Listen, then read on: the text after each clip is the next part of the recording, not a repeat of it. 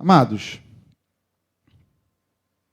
como falei com vocês, estive em Juiz de Fora ontem, com Breno, Carol, essa família lá que tem aberto a porta de sua casa para o Evangelho. E quando eu vou, eu levo uma comitiva, né? A gente chega lá, o Breno vai até ter que se mudar de casa agora, porque... Né, Breno? Não, a gente vai se mudar para uma casa com uma sala maior, não sei o quê e tal. A gente chega já lotando, né? Bem do nosso estilo. Mas enquanto estive lá, o Senhor me deu um tema, uma palavra, uma carga, enfim. Eu queria repartir com vocês. A irmã da projeção vai ficar doida comigo, porque eu não passei nada para ela, né? Como sempre, nenhuma novidade. Mas eu vou ler alguns versículos aqui. Quero que você preste bastante atenção naquilo que eu vou falar.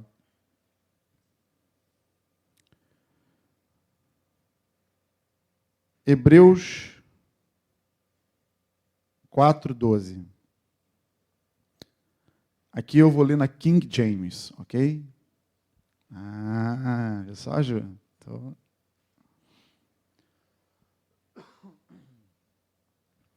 Hebreus 4:12. Quantos trouxeram Bíblia? Só 3.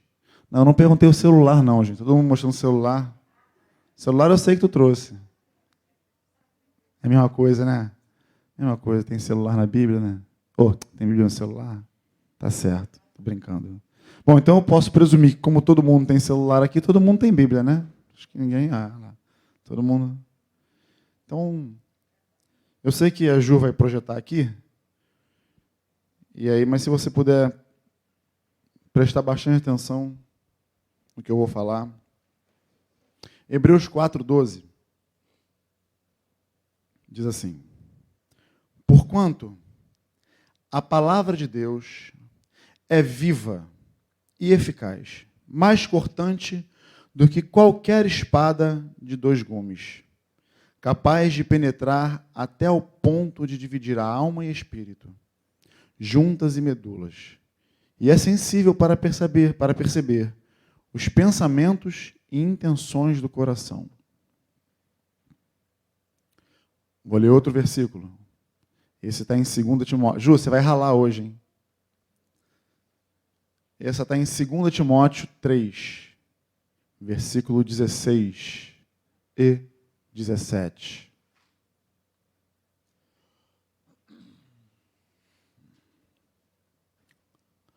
Toda a Escritura é inspirada por Deus e proveitosa para ministrar a verdade, para repreender o mal, para corrigir os erros e para ensinar a maneira certa de viver, a fim de que todo homem de Deus tenha capacidade e pleno preparo para realizar todas as boas ações. Essa eu vou até ler de novo, para você fixar aí, para você inculcar. Sabe o que significa inculcar? Alguém sabe? Quase. Vou espiritualizar um pouco mais o que você falou. É repetir várias vezes até gravar no espírito. Inculcar. Toda a Escritura é inspirada por Deus e proveitosa para ministrar a verdade, para repreender o mal, para corrigir os erros e para ensinar a maneira certa de viver, a fim de que todo homem de Deus tenha plena capacidade e pleno preparo para realizar todas as boas ações.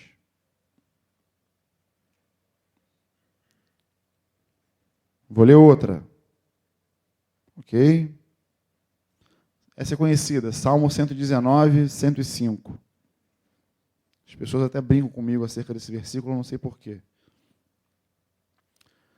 A tua palavra é lâmpada que ilumina os meus passos e luz que clareia o meu caminho. Deve ser porque eu sou branquinho, né?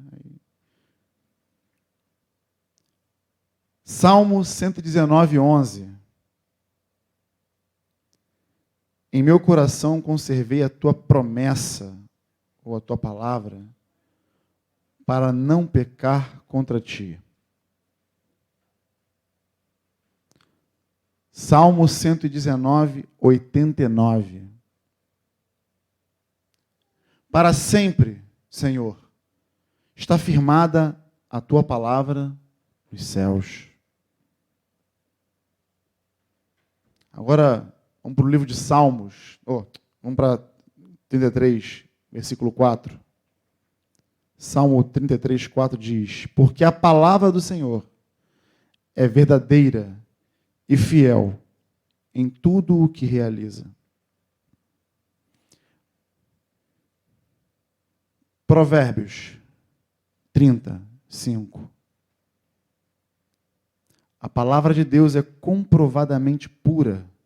Ela é um escudo para quem nele confia totalmente. E a última desse tempo aqui, Jeremias 15, 16. Quando a tua palavra foi encontrada, eu comi cada frase e as digeri em meu íntimo. Elas me nutrem dia após dia. São minha satisfação e júbilo maior, porquanto teu nome foi invocado sobre mim, isto é, pertenço a ti. Caramba, quantos versículos, né? Pô, o cara hoje está querendo só ler a Bíblia. Não seria uma ideia. Deixa eu trazer um dado para vocês aqui interessante antes de entrar no meu assunto. Embora o nosso país ele seja falam que o Estado é laico, né, um país laico que não professa mais fé alguma. Vocês sabiam que 81% da nossa população é cristã?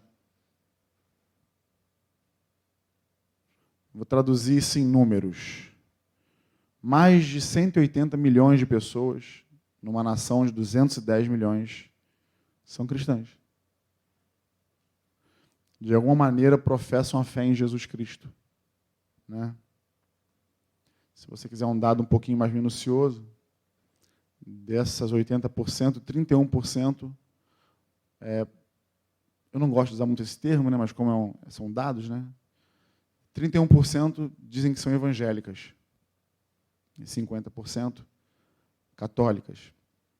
Bom, o que acontece é que, de alguma forma, no nosso país, cerca de 180 milhões de pessoas são cristãs. Ou seja, de alguma maneira, conhecem Jesus. Claro, no meio desses dados aí, você vai ver gente, eu sou católico não praticante, e hoje em dia, por incrível que pareça, também existem os evangélicos praticantes, os evangélicos não praticantes. Mas eu quero chamar a tua atenção para esse dado, porque você já parou para pensar no crescimento exponencial do evangelho, do cristianismo, da palavra,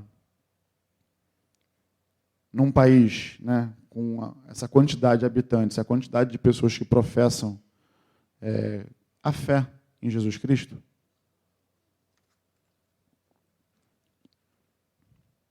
Não é estranho que nada mude? Nada muda. Tem mais pessoas se convertendo, tem mais pessoas recebendo Jesus, mas nada muda. Nada acontece. O país continua o mesmo, as crises continuam as mesmas, os problemas são os mesmos, só muda a geração após geração. Isso se deve a um fato, acredito eu, que foi o que eu compartilhei, inclusive, ontem, lá em Juiz de Fora. Isso se deve a um fato de que as pessoas, elas até reconhecem Jesus, mas não atentam para a sua palavra. Não atentam para aquilo que foi deixado para nós, escrito, direcionado, para ser praticado. Por isso que eu dei ênfase aqui em 2 Timóteo, porque ele já dá aqui, se existir só esse versículo aqui, só esses 2 versículos, para fazer a gente parar para pensar, nós agiríamos tal qual Jeremias aqui, engolindo cada palavra do Senhor, digerindo ela lentamente, para que essa palavra surtisse efeito na nossa vida. Mas, como nos dias atuais,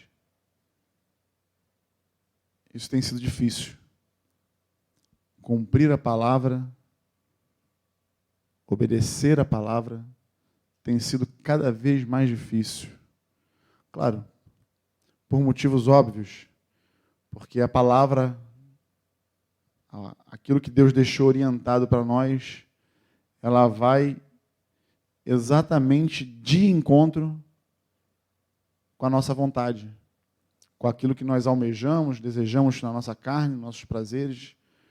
A palavra ela vem justamente tirando tudo isso e nos apontando na direção certa para seguir. E pensando nisso, tem uma história que eu quero ler para vocês, que é curiosa. Eu vou ler para vocês Josué 1. Aí dessa vez, Ju, vai ser revista atualizada, tá?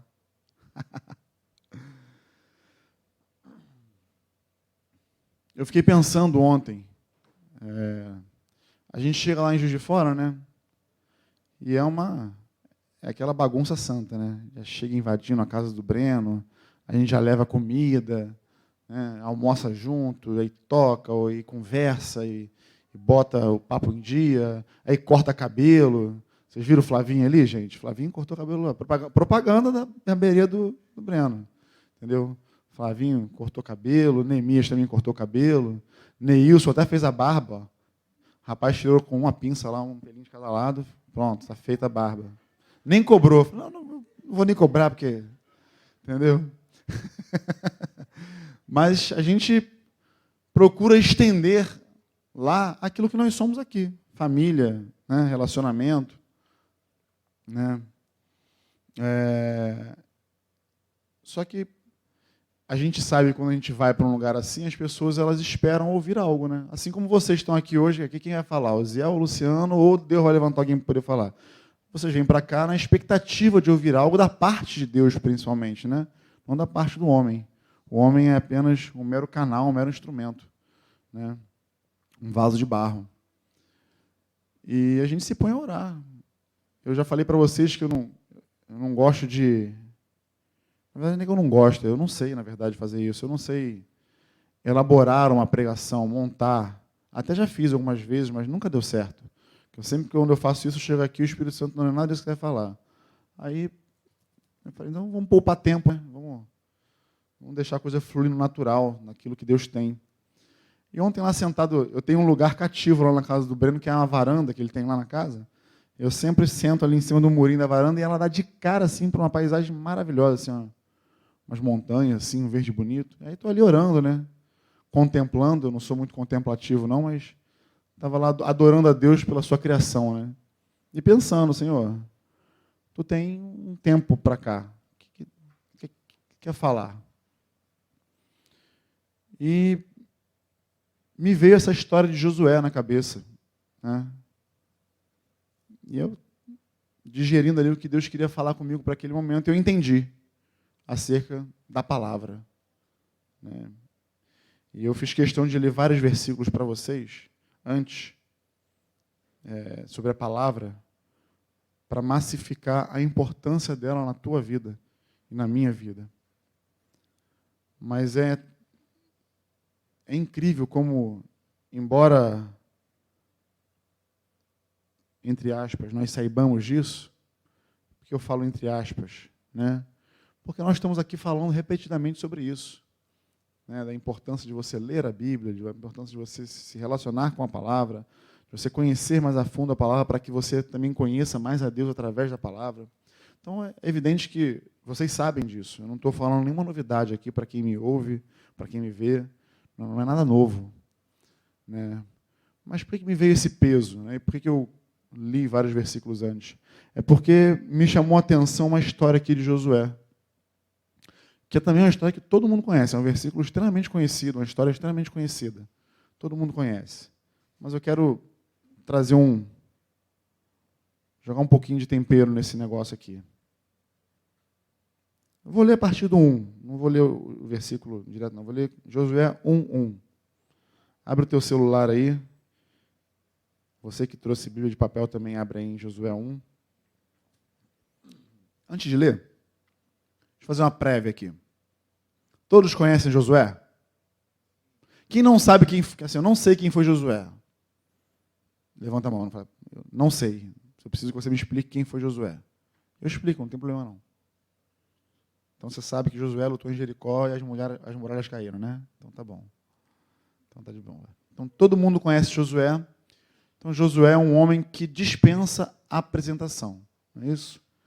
Todo mundo sabe que ele era um excelente militar, um guerreiro bravo, com muitas conquistas, braço direito de Moisés.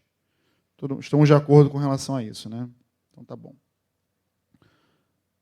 Josué 1:1 diz assim: sucedeu depois da morte de Moisés, servo do Senhor, que este falou a Josué, filho de Num, servidor de Moisés, dizendo: Moisés, meu servo, é morto. Dispõe-te agora, passa esse Jordão, tu e todo este povo, à terra que eu dou aos filhos de Israel. Todo lugar que pisar a planta do vosso pé, vou-lo tenho dado, como eu prometi a Moisés. Desde o deserto do Líbano até ao grande rio, o rio Eufrates, e toda a terra dos heteus, até ao mar grande para o poente do sol, será o vosso limite. Ninguém te poderá resistir todos os dias da tua vida. Como fui com Moisés, assim serei contigo. Não te deixarei, nem te desampararei. Ser forte e corajoso. Repete. Ser forte e corajoso. Tá bom, só para você acordar. Porque tu farás este povo herdar a terra que, sob juramento, prometi dar a seus pais. Tão somente ser forte e muito corajoso, para teres o cuidado de fazer segundo toda a lei que o meu servo Moisés te ordenou. Dela não te desvies, nem para a direita, nem para a esquerda, para que sejas bem-sucedido por onde quer que andares. Não cesse de falar deste livro da lei. Antes, medita nele dia e noite, para que tenhas cuidado de fazer segundo tudo quanto nele está escrito. Então, farás prosperar o teu caminho e serás bem-sucedido. Não te mandei eu? Ser forte e corajoso. Não temas, nem te espantes, porque o Senhor teu Deus é contigo por onde quer que andares. Você concorda comigo que Josué era forte e corajoso? Eu acho que, pelo que a gente leu aqui agora, Deus não concorda com a gente.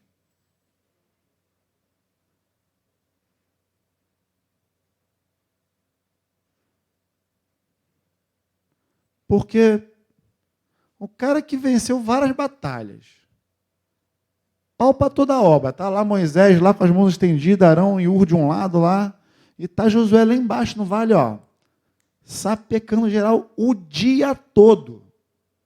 O dia todo. Imagina uma guerra que durou o dia inteiro. E não é as guerras de hoje que você dá um tiro e fica deitado no chão. Era guerra de espada, irmão. Tinha que ir para o corpo a corpo. O dia inteiro. Então, esse cara, Josué, por que Deus fala para o cara 3 vezes para ele ser forte e corajoso? Ser forte e corajoso. Ser forte e muito corajoso. Seja forte e corajoso. Se a gente lê assim como eu li, né, a gente estiver lendo a Bíblia por ler assim, né, de maneira corrida e tal, e não parar para poder, de fato, deixar o Espírito Santo trazer a revelação necessária da palavra. Lembra que eu li no início aqui que a palavra de Deus ela é viva e eficaz? Ela é viva. A Bíblia é um livro vivo, que quando você lê, ele fala contigo. Ele não te ensina uma experiência. Ele te ensina a maneira certa, o caminho certo para você andar e para você viver. Então, se a gente lê apenas como lê um jornal, você vai absorver aquilo da forma como você está lendo. Agora, se você para permitir que o Espírito Santo fale contigo, você não tenha pressa de ler a Bíblia, né? Mas que você leia ela. Ontem eu falei, por exemplo, ruminando, né? O pessoal sabe o que é ruminar? Alguém sabe aqui o que é ruminar? Já viu o boi comendo o capim lá? É porque o boi, né, a vaca, o bovino, ele consegue botar para dentro, depois botar aqui e continuar ruminando aquele alimento, mastigando aquele alimento. A palavra também. Uma vez eu ouvi um pastor falar isso, eu achei interessante. Nós ruminamos a palavra, ou seja, nós vamos digerindo ela lentamente, não com pressa. Às vezes a gente tem pressa para ler 5 capítulos para poder cumprir a meta do dia. Ler a Bíblia dessa forma não é para cumprir uma meta. Nós precisamos entender aquilo que Deus quer falar conosco naquele momento, através daquela palavra. Quantos aqui já tiveram a experiência de ler um versículo várias vezes, em momentos diferentes da vida, e esse versículo te ensinar outras coisas que você não tinha para poder prestar atenção? Não é diferente aqui agora. De fato, Josué era um homem muito bravo, valente, corajoso. E claro que Deus sabia muito bem disso. Afinal de contas, foi Deus quem levantou Josué. Josué foi o único que entrou com Caleb na terra prometida. O restante daquela geração, quando ele foi espiar a terra lá, em Números 14, não entrou. Deus esperou todo mundo morrer para poder entrar. O único que teve fé para encarar os desafios foram Josué e Caleb na época. Então Deus conhecia sim Josué e sabia que ele era forte e corajoso. Mas eu acredito que Deus aqui, ele está trazendo um alerta para Josué, mas da matemática de Deus, como nada se perde, ele deixou isso aqui para gerações futuras. E isso nos atinge hoje, milênios depois. De que maneira? Bom, o contexto aqui é que Josué, de fato, estava triste. Imagina, o homem que conduziu Israel para fora do Egito, que libertou o povo, morreu. O homem do qual trouxe as tábuas da lei diretamente da onde Deus escreveu, o homem que posteriormente a isso foi o grande legislador, trouxe todas as leis para um povo, uma conduta ética, moral, de como se comportar dali para frente, trazidas por Deus. Essa referência de homem morreu. Não estava mais entre o povo. E é evidente que Josué acusou o golpe. Caramba, e agora? Imagina, eu gosto de ficar pensando, imagina que o Josué está sentado numa pedra, não numa caixa de som, pensando o que fazer da vida. Mais de 5 milhões lá, esperando, acampado, a direção. O que fazer? Para onde ir? Volta para o Egito? Não volta para o Egito? O que faz da vida? Começa a murmurar daqui, a borbulhar dali. Josué lá, pensando no que fazer. Isso imagino eu, ok? Até que Deus intervém na vida dele. Deus faz uma aliança pessoal com Josué. Ó, assim como eu fui com Moisés, eu vou ser contigo. Ninguém vai poder resistir você todos os dias da tua vida. Fica tranquilo. Eu sou contigo. Assim como eu fui com Moisés, eu vou ser contigo. Isso por si só já traz um alento, né? Bom, beleza, começou. Mas Deus não para aqui. Deus já traz uma direção para Josué. Ó, levanta, faz esse povo atravessar o Rio Jordão. Já determinou as fronteiras da onde eram os limites da terra que eles teriam que tomar e estar. E depois disso, ele começa a sequência do ser forte e corajoso. Ser forte e corajoso, porque tu farás esse povo herdar a terra. Tão somente ser forte e muito corajoso. E aí aqui é que eu quero que você preste atenção. Aqueles que estavam de fora já sabem, né? Então, tão somente ser forte e muito corajoso, para teres o cuidado de fazer segundo toda a lei que o meu servo Moisés te ordenou. Dela não te desvies, nem para a direita, nem para a esquerda, para que sejas bem-sucedido por onde quer que andares. Não cesses de falar deste livro da lei. Antes, medita nele dia e noite, para que tenhas o cuidado de fazer, segundo tudo quanto nele está escrito. Então, farás prosperar o teu caminho e serás bem-sucedido. Não te mandei eu? Ser forte e corajoso. Não temas, nem te espantes, porque o Senhor teu Deus é contigo por onde quer que andares. O motivo, você já captou onde eu quero chegar, né? Já pescou? O motivo pelo qual Deus dá tanta ênfase a Josué para que ele seja forte e corajoso, nada mais é para que ele cumpra a palavra de Deus, que já havia sido escrita por Moisés, dada por ele. Deus está falando com um guerreiro valioso, bravo, militar condecorado, seja forte e corajoso. É como se Deus estivesse falando assim, ó, você vai precisar de força e coragem para cumprir cabalmente o que está escrito. Porque no meio do caminho, muita gente vai querer não cumprir o que está escrito aqui. E para você manter firme a direção, você precisa ser forte e corajoso.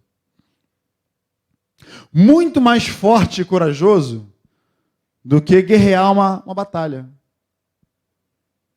Do que invadir uma terra. Do que travar uma guerra. E isso aponta hoje diretamente para nós. Para pensar o tempo em que vivemos. Para pensar no mundo em que estamos vivendo, da forma que estamos vivendo. Você nunca parou para poder discernir que você parece aqueles peixinhos que nadam na contramão da maré? É muito mais fácil seguir o fluxo do rio, né? É só se deixar levar. Mas aqueles que cumprem a palavra do Senhor, aqueles que são fortes e corajosos para cumprir tudo quanto está escrito aqui, eles são esses peixes que nadam contra a correnteza do rio. É cansativo, é doloroso, mas é aquilo que foi apresentado para nós. É o que nós cremos que é a verdade. É da maneira como nós fomos revelados, entendemos, cremos e decidimos viver. E quando Deus fala tudo, é tudo. Você vai olhar Deus trazendo a planta do templo para Moisés construir. Aí Deus fala assim, ó, cuide em fazer conforme tudo quanto eu te ordenei. Ou seja, tem que ser tudo exatamente como eu ordenei. Noé é a mesma coisa. recebeu lá, fez o download da planta da arca, mas Deus colocou, cuida em fazer conforme eu te ordenei, da maneira que eu te mostrei. Deus tem zelo da sua palavra. E o que ele nos ensina aqui através da história de Josué é para que a gente cuide em fazer conforme está escrito aqui. Mas qual o problema de hoje? Primeiro problema. Tu gosta de ler? Ah, pastor, mas cá para nós, né? Os tempos são modernos, eu abro meu Spotify e boto a Bíblia para poder ouvir. Legal. Bacana. Também faço isso, quando estou no banho, boto o Alexa lá para poder rodar a Bíblia e vou ouvindo. Nada contra. Está ouvindo a palavra. A fé vem pelo ouvir e ouvir a palavra. Está sendo bíblico. Né? Talvez isso nem afete a geração anterior, né? Que foi acostumado, de fato, a ler, a Bíblia de papel, de aquela coisa, já tem isso enraizado. Mas a galerinha mais nova, a galerinha da Bíblia no celular, já fica complicado, porque eu não consigo ler a Bíblia aqui. Entra o WhatsApp, entra a ligação, entra uma porção de coisa, e você, caraca, não dá para ler, pelo menos para mim, né? A não ser que eu coloque no modo avião, aí tudo bem, aí ninguém me liga, aí dá para ser. Né? Mas acontece que a galera dos tempos atuais não lê, ou não ouve. A alimentação, a dieta, é basicamente a pregação de domingo e, esporadicamente, um grupo caseiro no meio de semana. Quando, na verdade, o acesso à palavra é para todos nós, de igual forma. O fato de eu estar aqui em cima, com o microfone na mão, não muda nada.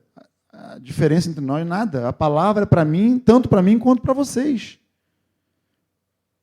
E o Senhor, o Espírito Santo, o Consolador, que o Senhor enviou para poder nos conduzir a toda a verdade, através de sua palavra, ele tem tanto interesse em me revelar a palavra dele, para que eu venha aqui, pregue, fale, ensine, eu não só aqui, mas no pessoal, quanto para você.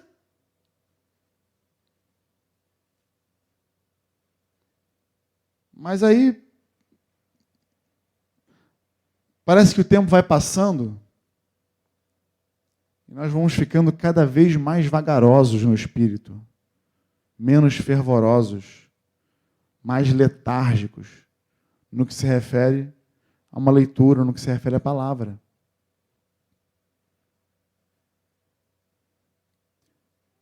Quando, na verdade, nós lemos aqui no início, e eu dei ênfase, inclusive, que isso aqui, uma vez, vamos ver uma cena aqui na cabeça agora, eu estava falando sobre, mais ou menos sobre isso, né?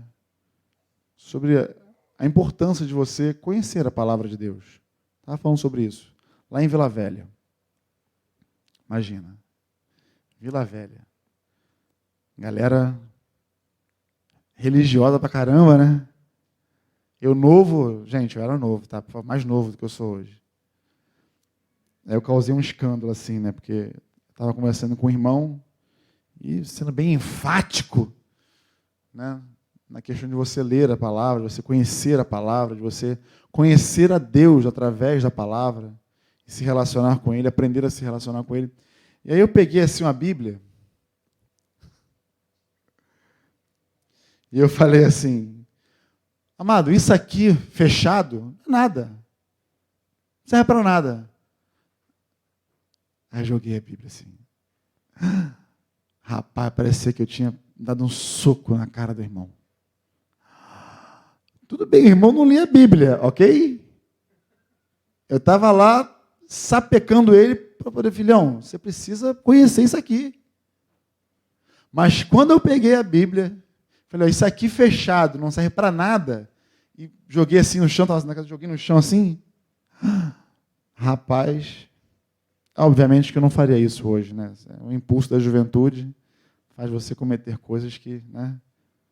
É igual quando eu falei também, né? Quando estava falando da palavra também, da Bíblia. E aí falei da Bíblia do crente 007, que é uma bíbliazinha do tamanho menor que o celular que você bota no bolso. Aí no meio da reunião o irmão olhou assim, é tipo essa daqui? Não quer dizer que você seja um crente 007, entendeu, irmão? Quer dizer que você tem que aumentar o porte de arma, né? Enfim, fiquei sem graça demais, mas vida que segue. Mas, na verdade, isso aqui é a nossa bússola.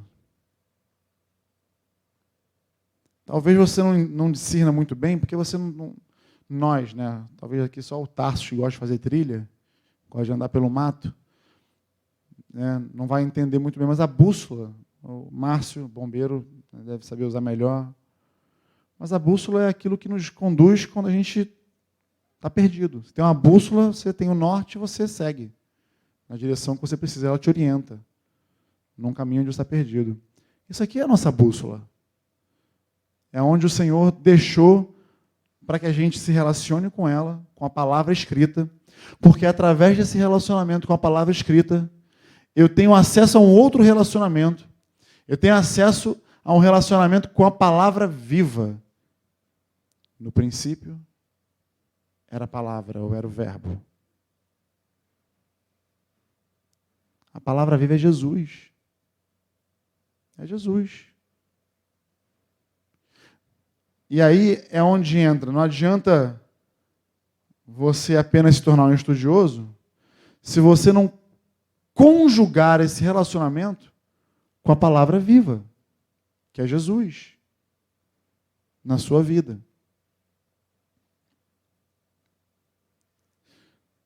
Eu não sei se você sabia desses dados. É alarmante, né? 80% da nossa população dizer que conhece Jesus e nada muda. Você vê na vida de pessoas que professam a mesma fé que você e a vida não anda, não muda. É por uma total falta de compreensão, de entendimento, ou de interesse, até mesmo de interesse, de pegar a Bíblia e abrir, vou querer entender o que Deus tem para a minha vida. E a maneira que você tem de fazer isso é através da palavra. Eu lembro do testemunho do Cidinho, quando o pastor lá foi lá pregar para ele fez a primeira oração dele a Deus, falando, Senhor, eu não sou burro, eu quero ler a tua palavra, eu quero entender ela. Não tinha ninguém do lado dele para poder explicar. Para falar assim, olha, que você começa por Mateus, que acaba sendo, não é assim que a gente faz? Quando você aqui já viu, eu quero ler Levítico. Uma vez uma irmãzinha aí, né, no Zap, não, Levítico e tal. Irmã, Levítico não. Levítico não. Começa em Mateus. Pode até pular a genealogia, não tem problema.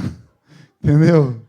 Mas começa com algo mais simples. Não começa com a feijoada, não. Vai na saladinha. Né? Não, porque a lei da pureza, dizer que. Não, calma. A gente instrui, né? Vai lá para Mateus, começa Mateus, Marcos, Lucas, João, vai para Atos. Aí depois, como você estiver habituado, você vai lá para o Antigo Testamento, mas não vai em Levítico, não. Começa, de repente, no Gênesis e tal. Depois vai para Levítico, aí vai fazer um pouco de sentido. Né? Mas a geração atual está acostumada a isso, a esse cuidado, Mas imagina lá o Cidinho, lá no testemunho dele. Não tinha ninguém lá do lado, um discipulador para chegar e vem cá. Olha, lê Mateus, pula genealogia, vai lá, começa. Lê Mateus 5, 6 e 7, a daqui do reino. Hoje a gente fala muito isso. Mas a verdade é que, se você não decidir abrir essa Bíblia, essa não, a tua Bíblia, né? E discernir a palavra que Deus tem para você, a direção que Ele tem para você, a verdade é que você vai ficar patinando no mesmo lugar. E pior, você vai atrelar isso a Jesus, vai atrelar isso ao teu pastor, como se eles fossem responsáveis por você não sair do lugar. Eu ontem assim olhei assim rapidamente, na minha volta, eu falei assim, toda vez que nós não olhamos para a palavra, ou deixamos de olhar para a palavra, ou deixamos de cumpri-la, sempre dá problema. Ao olhei assim, tinha Diego, Michele, Neemias, Monique, Neilson, Adriana, Breno, Carol, Neiva, Felipe Lira, Flávia, Vanessa, tinha uma comitiva. Aí eu falei assim, eu estou olhando aqui, rapidamente, olhei aqui, exceto os 2 funcionários do Breno lá que eu não conhecia, mas que eram irmãos também, eu não pude falar, mas de todos que estão aqui, e eu conheço todos, em algum momento da vida deles, e eu quero que você tome isso para você, eu falei, em algum momento da vida deles, e inclusive da minha vida, quando nós deixamos de olhar para a palavra, e quando eu digo olhar, não é olhar, é praticar a palavra. Quando deixamos de praticar a sua palavra, nesse momento é que as coisas começam a dar ruim. Eu pude dar exemplo de cada um que estava comigo lá. Eu conheço a vida de cada um. O Neemias, quando deixou de olhar, deu problema. Neilson, a mesma coisa. Flávio, a mesma coisa. Eu, a mesma coisa. Breno e Carol, mesma coisa. Todo mundo que estava lá. E eu acredito de verdade que é diferente na tua vida. Você já deve ter experimentado os maus momentos. E se você parar a pensar, foi exatamente nesse momento que você deixou de cumprir aquilo que está escrito. Cumprir aquilo que foi determinado para você fazer. E você não fez. Por rebeldia, por orgulho, por soberba, os motivos são muitos. Mas você não fez. E não fazendo, você colhe o resultado de não praticar a palavra. Quando o Senhor fala para Josué ser forte e corajoso,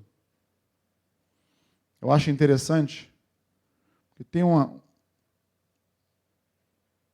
em Mateus 5, cadê? 5. No início do Sermão do Monte, Jesus ele vem falando das bem-aventuranças, né? Bem-aventurados, ou felizes, né? Que é a mesma coisa. Mas no final das bem-aventuranças, a última bem-aventurança, para ser mais exato, no versículo 11 do capítulo 5, diz assim: bem-aventurados são vocês quando por minha causa os insultarem, os perseguirem e mentindo e disserem todo mal contra vocês. Alegrem-se e exultem, porque grande é a sua recompensa nos céus, pois assim perseguiram os profetas que viveram antes de vocês. Jesus está falando aqui de uma perseguição, de pessoas que vão levantar calúnias e mentiras a teu respeito por conta da fé que você professa. Então, eu não sei se você já viveu algum tipo de perseguição, porque nós vivemos num país que a gente desfruta de uma liberdade religiosa muito grande. Eu posso andar com um caminhão de Bíblias aí na rua, que ninguém vai me parar para querer questionar por que eu estou levando um caminhão de Bíblias, né? Em outros países, as pessoas não gozam desse privilégio, né? Na Coreia do Norte, até comentei isso lá ontem, na Coreia do Norte, alguns irmãos lá morreram porque estavam se reunindo secretamente para louvar, para fazer aquilo que nós fazemos aqui em público. E eles perderam as suas vidas por conta disso. E ao redor do mundo, muitos outros também perderam e continuam perdendo por professar a fé no nome de Jesus. Mas aqui Jesus está falando de uma perseguição, né? De pessoas que vão levantar calúnias a seu respeito.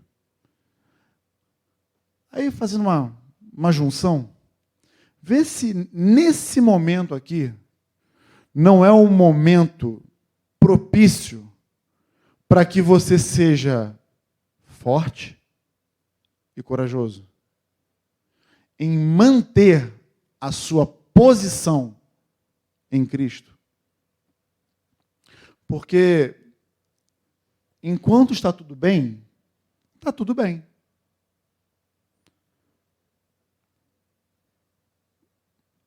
Mas e quando vier uma perseguição?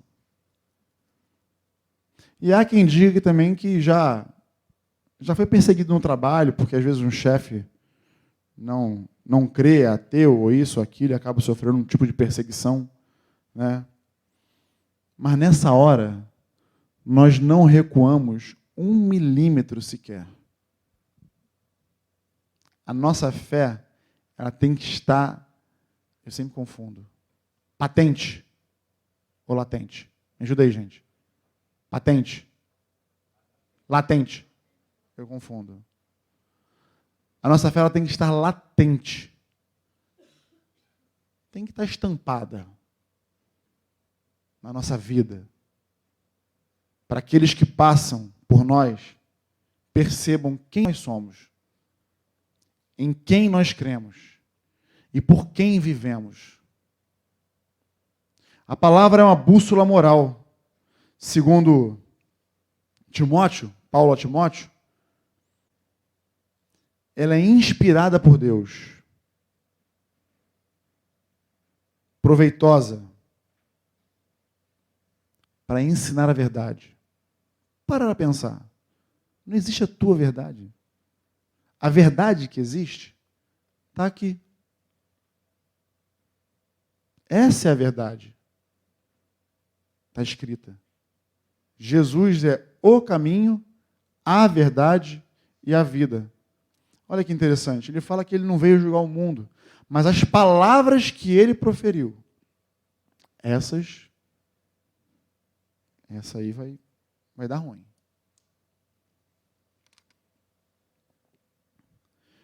Então a palavra é inspirada por Deus, na Escritura, para ensinar a verdade, para repreender o mal. Para repreender o mal, você já pensa logo em expulsar um demônio, né? Me mandaram um videozinho esses dias aí de um teatro, que a irmã lá, interpretando, entrou endemoniada, o irmão estava desavisado, já chegou e fez a mão e... Sai! Esse aí estava ligado, esse aí. A gente já pensa logo em repreender o mal, já pensa logo no demônio e expulsar o demônio, mas não é só o demônio que nós repreendemos como uma espécie de mal, como uma forma de mal. O mal também vem travestido na forma de injustiça. E como é que nós podemos nos levantar para poder combater uma injustiça se nós não discernirmos aquilo que é justo? Porque se você se levanta na sua justiça, já deu ruim. Ah, me lembrei quem foi que falou. O que eu vou falar aqui agora foi o Ziel. Tá na tua conta. Que ontem eu falei. Você vai ver agora, eu vou falar agora. A Bíblia fala, né, que a nossa justiça é o quê? É o quê? E aí agora eu quero abrir um parênteses. Um pastor falou aqui, não nesse púlpito, porque esse aqui é novo, mas no anterior. Vocês sabem o que significa isso? Trapo de imundície? As mulheres sabem o que significa isso? As mais sábias, né? As mais experientes sabem muito bem o que significa isso. É exatamente isso aí que vocês estão pensando. Os homens que são mais lerdos aí, depois perguntam para a esposa, aí que ela vai falar para você. Entendeu? Mas o trapo de imundícia ao qual Deus se refere é exatamente isso aí, essa imundícia aí. Aí você pega a tua justiça, e enquadra ela nessa figura. Caraca, não sou nem um pouco justo. Nós não temos essa capacidade.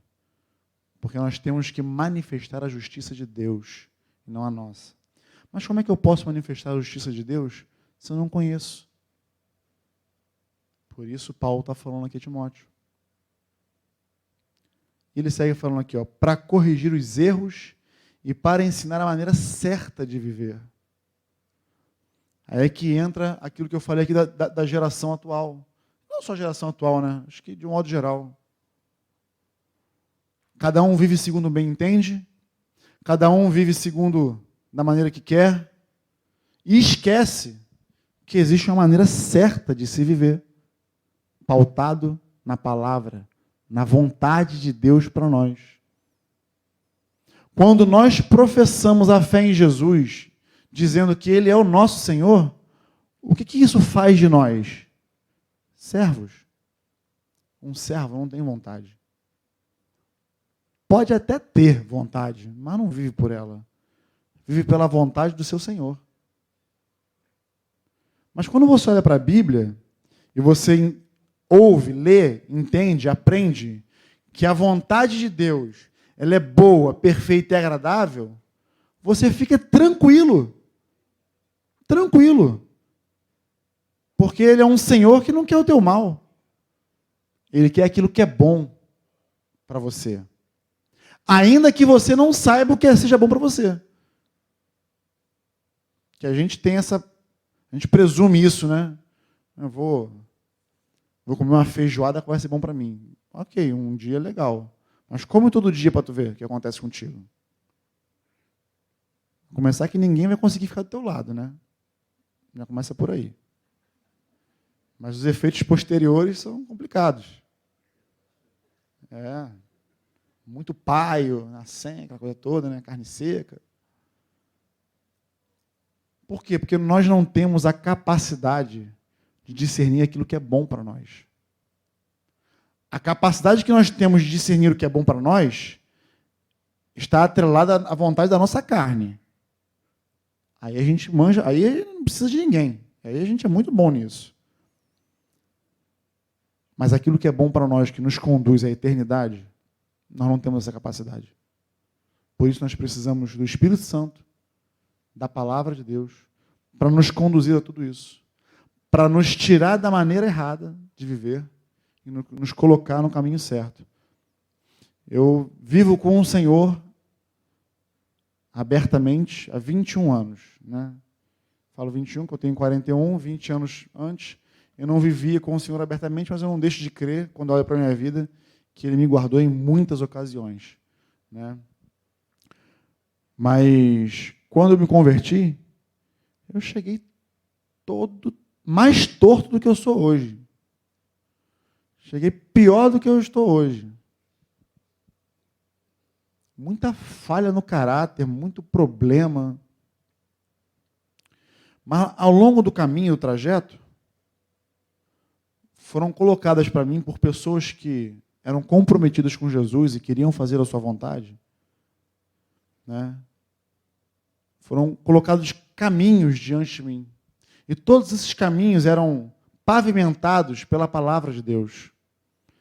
Nenhum deles eram pavimentados pela vontade humana. E eu sempre tive escolhas em trilhar esse caminho pavimentado pela vontade de Deus, pela palavra de Deus, ou não, ou pela minha vontade.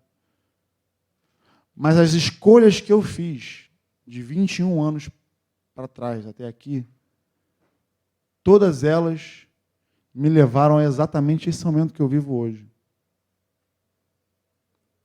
Com muito problema no meu caráter para ser tratado, sendo disciplinado por muitas vezes, por conta da palavra, mas porque eu conheci Jesus e quis me parecer com Ele em todos os momentos da minha vida, mesmo nos momentos que eu não queria me parecer com Ele, eu tinha que me parecer com Ele. Eu entendi, eu fui revelado de que Jesus era o meu Senhor, eu não tinha mais o que fazer. Ainda que meu corpo gritasse para que não, mas o meu espírito falava que sim.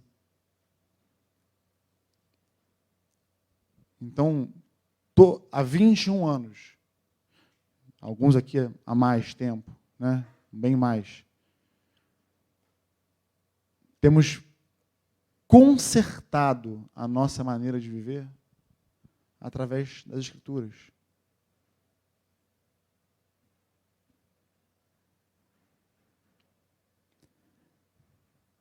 A fim de que todo homem de Deus tenha capacidade e pleno preparo para realizar todas as boas ações ou a boa obra. Olha que interessante. Você não é capaz de realizar nenhuma boa obra se não for através da palavra que te direciona. Na verdade, nada de bom pode vir de mim e de você. Eu conversava com o Franco, na viagem que a gente fez para Cabo Frio. E aí, estava meio cansado, né? Sabe quando você vai tratando de alguns assuntos que são as mesmas coisas? Eu falei, meu Deus do céu, eu devo estar muito... Eu não fui chamado para esse negócio, não. Eu devo falar grego e o irmãozinho entende alemão, e aí deve dar um... E estava assim, bem esgotado com alguns assuntos na época. Aí eu falei, pô, Franco, caramba, tô cansado e tal. Aí, abrindo para ele, falando. Aí ele, fazer o bem cansa mesmo. Aí na hora eu entendi. É bom de conversar com um cara que é sábio, que ele não fica desenhando para você, não. Ele bota só a lanterninha lá em cima para tu, ó, se liga aí. E não nos cansemos de fazer o bem, porque a seu tempo ceifaremos, se não desfalecermos. Caraca, está na palavra. É cansativo. Agora também eu pensei o contrário, que aí é onde eu me respaldo para poder falar para vocês isso. Já reparou que para fazer o mal tu não cansa? Pensar o mal de alguém não exige esforço nenhum. É como dirigir um carro na ladeira, na descida. Só solta o freio de mão e deixa aí na banguela. É tranquilo.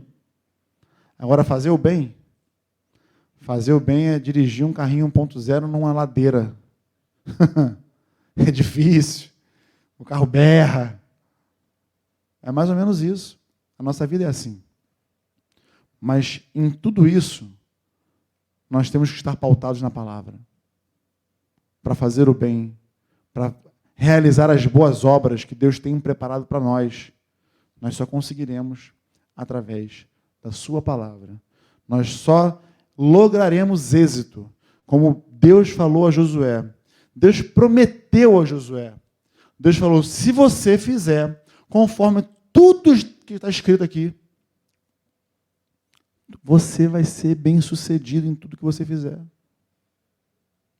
Quando você olha para a Bíblia, você não vê nada menos do que excelência.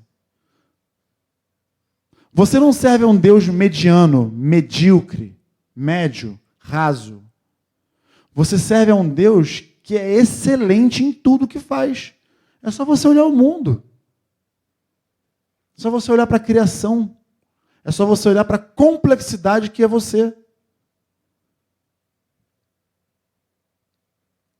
Então, quando você olha para a Bíblia, você não pode esperar nada menos do que a excelência. Logo, você não pode ser nada menos do que excelente naquilo que você faz. Você corta cabelo? Corto. Seja o melhor no que você faça. Você é bombeiro? Sou. Seja o melhor do que você pode fazer. Eu não estou dizendo, não é um efeito comparativo, é você dar sempre o seu melhor, dar sempre o seu máximo para Deus. Para Deus. Que a motivação vem dele, por ele, para ele, são todas as coisas. Você é pai, você é mãe, seja o melhor que você puder. Não quer dizer que você vai ser perfeito, ok? Tem minha filha de 4 anos aqui que fala, você é o melhor pai do mundo. Eu sei que eu estou muito longe de ser.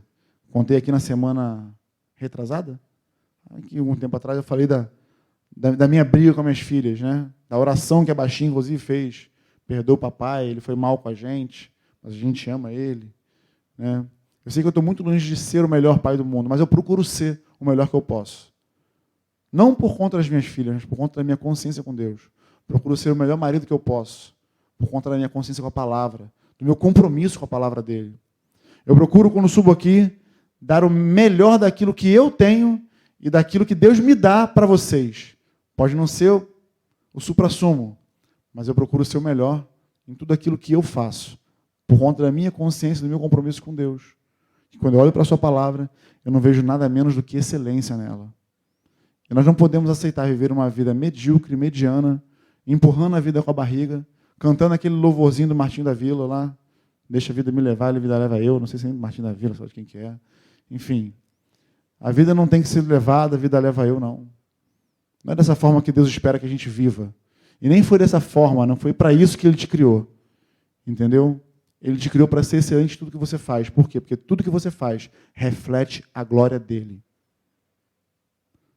Qualquer movimento seu, qualquer ação sua, reflete a glória de Deus. Agora, o contrário também é verdadeiro. Quando você peca, você joga o nome dele na lama.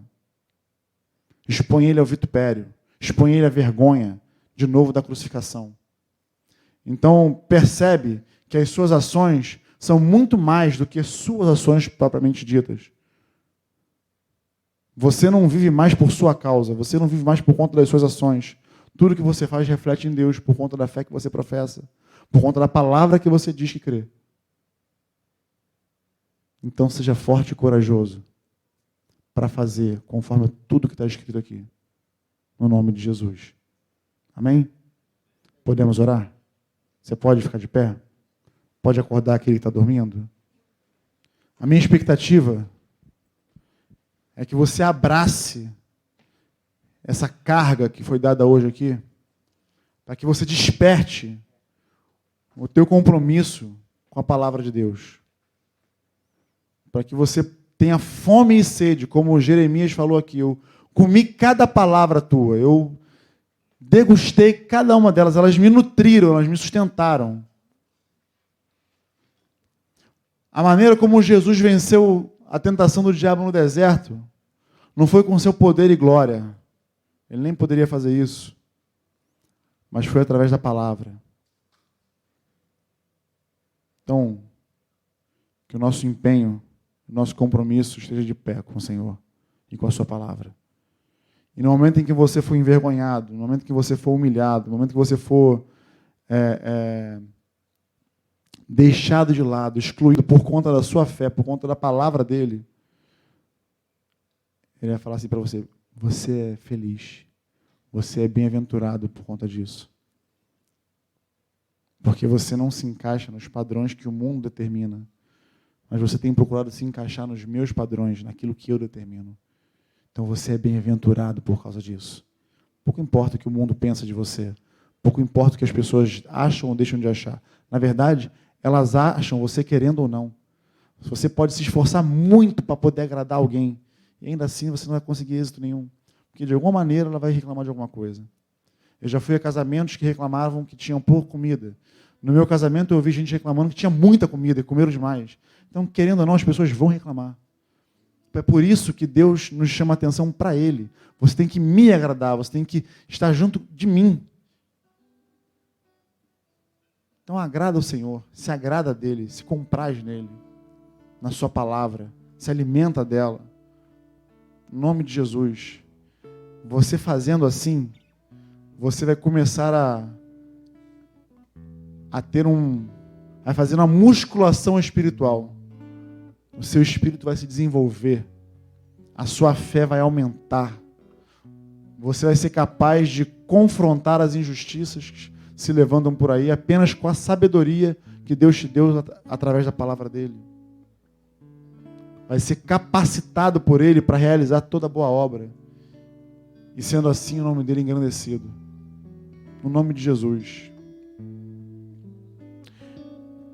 Eu falo, há 21 anos eu estou no Senhor. Às vezes aqueles mais novos, as pessoas que vão chegando mais novas, né? Elas vão fazendo assim uma ideia daqueles que vêm aqui à frente. De repente olha para um Ziel, para um Cidinho, para um Franco, para as pessoas que estão aqui à frente, com o microfone na mão, e pintam um quadro, uma visão. É algum superpoder, alguma coisa. Nós não somos nada. A verdade é essa. Mas sabe o que nos... Sabe o diferencial? O diferencial é que toda vez que eu estou com uns irmãos, com os discípulos que estão comigo, ou os que não estão, é saber que durante 21 anos da minha vida, eu não abandonei Jesus. Tive altos e baixos, mas não abri mão dele. Não existe maior testemunho que esse. Uma vez eu estava confrontado, porque o Cidinho levou um irmão para dar um testemunho. Acho que foi até aqui do outro lado. O irmão era ex-tudo. Meu Deus do céu. Eu falei, Jesus, eu não sou ninguém. Eu não posso abrir a boca para dar um testemunho, porque eu não sou nada disso. Eu não sou ex-viciado, eu não sou ex-bandido. Ex-mulherengo conta? Acho que nem conta. Caramba. E aí fiquei assim fiquei impressionado com o testemunho do irmão, que realmente é um testemunho forte. E contrapartida meu, eu falei, ixi. Mas sabe o que o Espírito Santo falou comigo naquela hora? Eu estava aqui em cima, do lado de lá, na projeção lá com os irmãos, com o Felipe. O Espírito Santo falou comigo assim, ó. O melhor testemunho é de que desde que você me recebeu, você nunca me abandonou. Então, a simplicidade de seguir a vida com Jesus, independente das circunstâncias, esse é o maior poder que nós podemos transmitir para os outros. É saber que na vida nós vamos ter altos e baixos, mas pautados na sua palavra, nós temos a certeza de que nós vamos seguir adiante com Ele. As tempestades podem se levantar, o barquinho pode ficar agitado, o vento pode soprar, mas se Cristo está no nosso barco, está tudo em paz. Paz em meio à guerra. Em nome de Jesus. Amém? Senhor, nós queremos a Ti, Senhor. Mais e mais da Tua presença, mais e mais de Ti em nossas vidas, Pai. Queremos, Senhor, a Tua palavra em nossas vidas. Queremos discerni-la, queremos ser revelados dela. Precisamos da Tua ajuda para isso, Senhor. Para que Tu traga a revelação ao nosso espírito. Para que possamos nos comprometer com tudo aquilo que ela diz que nós teríamos direito. Tu disseste a Josué que ele seria bem-sucedido em tudo que ele fizesse, se ele cumprisse aquilo que estava escrito. Tu nos deixou esse manual, Senhor, essa bússola, esse norte, para que pudéssemos escolher fazer aquilo que é certo, aquilo que está na Tua palavra. E nós queremos agir dessa forma, ainda que muitas vezes acabamos não agindo. Nos perdoa por isso, Senhor. Nós queremos ser filhos que alegrem o Teu coração. Mas confessamos, Senhor, que carecemos da Tua ajuda. Sozinhos não conseguimos, Senhor. Precisamos uns dos outros para nos fortalecer, para crescer, para praticar a Tua palavra, para exercitá-la, para guardá-la em nosso coração, para manifestá-la ao mundo, Senhor. Nos dá, Senhor, a ousadia, um espírito intrépido, inabalável, Senhor. Não nos permita, Senhor, viver com um coração dividido, mas sejamos inteiros, consistentes na nossa fé, para manifestar ao mundo a Tua palavra, para manifestar ao mundo a Tua presença, Senhor. Prepara a Tua igreja para esses tempos. No nome de Jesus, Senhor. No nome de Jesus.